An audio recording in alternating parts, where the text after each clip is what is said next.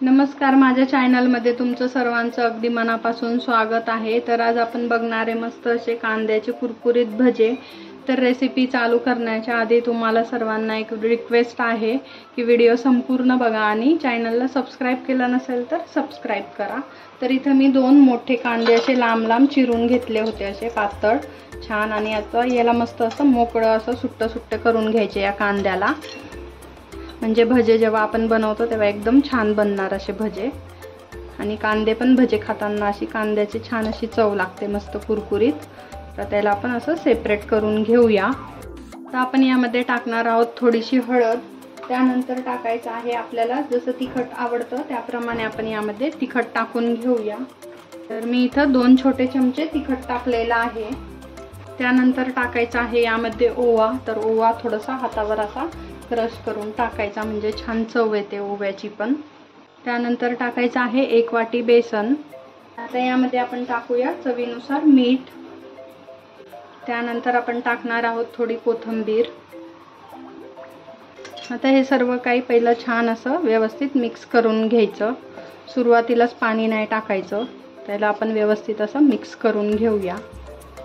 त्याला व्यवस्थित असं मिक्स करून झालेलं आहे। तर आता यामध्ये आपण थोडं थोडं पाणी घालून छान असं भज्याचं मिश्रण बनवून घेऊया।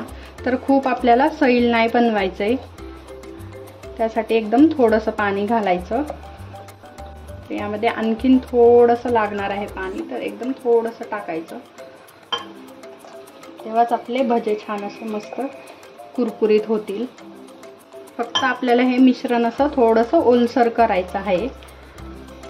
तर पाहू शकता मस्त असं आपलं मिश्रण इथं भज्याचं तयार झालेलं आहे, छान असं मिक्स पण झालेलं आहे, पाहू शकता। तर मस्त असं आपलं इथं भज्याचं मिश्रण बनून तयार आहे, पाहू शकता। भजे तळण्यासाठी मी इथं कढईत तेल तापत ठेवलेलं आहे। तर तेल तापलं की आपण भजे तळायला घेऊया। तर पाहू शकता तेल इथं गरम झालेलं आहे। तर आपल्याला हे भजे मस्त असे मीडियम वातीवरती तळून घ्यायचे आहेत चांगले। तर आता आपण यामध्ये भजे सोडूया। मी इथं चम्मचने सोडत आहे भजे, तुम्ही हाताने पण सोडू शकता।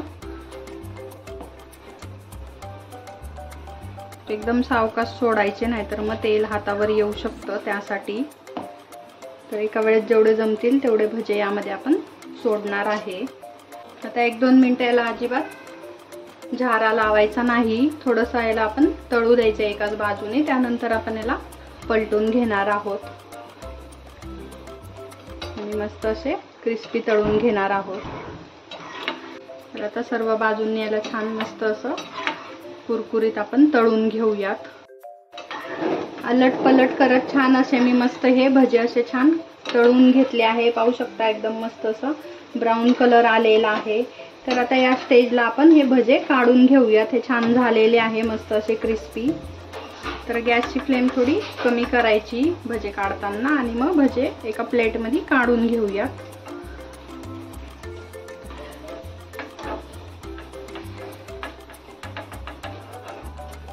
पाहू शकता किती छान असे भजे दिसत आहे, मस्त कलर आलेला आहे।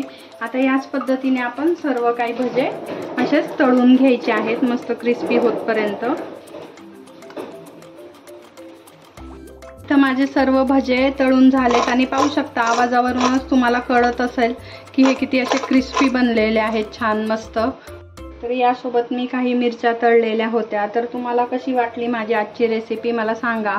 आवडली असेल तर लाईक करा आणि शेअर करा, त्याचबरोबर चॅनलला सबस्क्राइब करायला विसरू नका। धन्यवाद।